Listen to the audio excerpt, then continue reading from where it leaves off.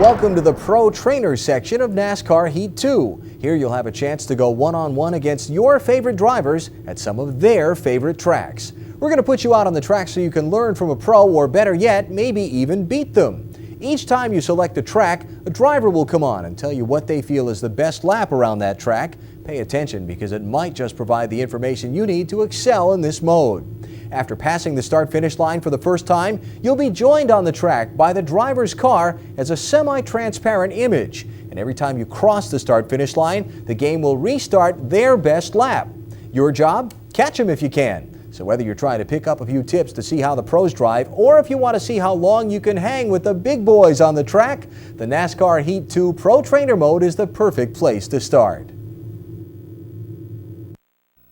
Texas Motor Speedway is a fast place. This is one of the racetracks that you can drive hard all the way around.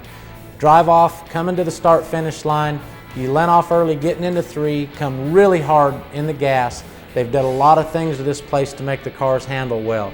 Come up off the racetrack, cut the tri-oval off, come to the green flag.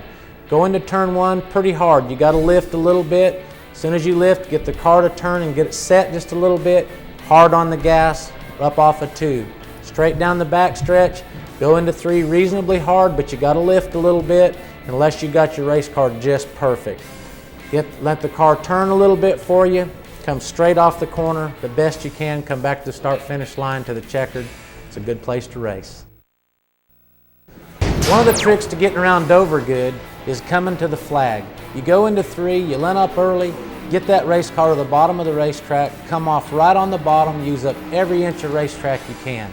Get up next to the wall, you go down through the start-finish line, coming to the green.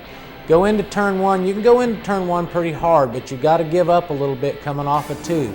Get the car cut really good, come off straight as you can. The track gets real tight coming off of 2. Straight up the back stretch, pretty hard into 3, same deal. 3 and 4 is a little easier than 1 and 2. You can hit the throttle early, come off on the bottom of the racetrack. There again, you use up most all the racetrack. Get up next to the wall, come back to the checkered, and do it all over again.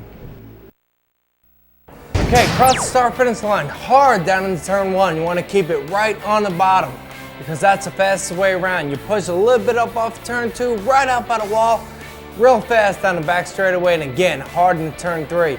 You want to make sure your entry into turn 3 is proper so you can get that run off of turn 4 and come back past the start-finish line, and that's how you win it Dover Down Speedway. Here we are, past the start-finish line at Texas Motor Speedway. You go right out by the wall, get a good entry into turn 1. Come off turn 2, you kind of push out by the wall, real fast back straightaway, real hard down in turn 3, again, right on the white line. You come off turn 4 into that D-shaped oval, right past the start-finish line, and that's how you win at Texas Motor Speedway. At Las Vegas, when you come across the start-finish line, hold it right down by the white line. Let the car drift up to the wall going into turn 1. Hold it up by the wall as long as you can and drive it in as deep as you can, but use just a little bit of brakes. Not too much, just a little bit. Bring it down to the white line in the center of the corner. Get back to full throttle as soon as you can and let the car just eat up off of turn 2. Take it right up to the wall. Drive it down the back straightaway as fast as you can. Get down into turn 3, drive it just like turn 1. Hold it up by the wall, bring it down to the white line, get back to that throttle as soon as you can. Use just a little bit of brakes. And come off turn 4, bring it up to the wall as close as you can again. And hold the pedal to the metal till you get to start-finish line. Bring it down to the white line again and start all over. Okay, a lap around Michigan Speedway. We're off of 4 to get the green flag. Across the start-finish line, running wide open, maybe 180, 190. Staying out next to the wall, kind of a curved front straightaway, so you got to keep turning just a little bit. You're going down into turn 1. You're saying, oh, got to lift. It's way, you drive way down in there, and driving kind of high into 1, cut down across the center of the corner, and probably try to race off the middle groove off of turn 2. Right out next to the wall in the back straightaway.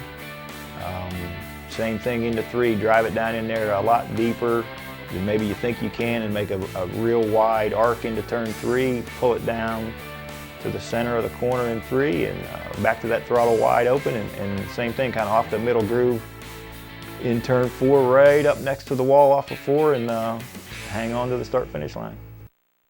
Well, you got kind of a kink in the front straightaway coming to the green. You cross the start-finish line. Got a little bit of a kink in the dog leg on the little kink to the left. Not a place where you get real far down into the corner. You lift fairly early there and try to get right to the bottom lane, probably a third of the way into the corner and back to that throttle wide open.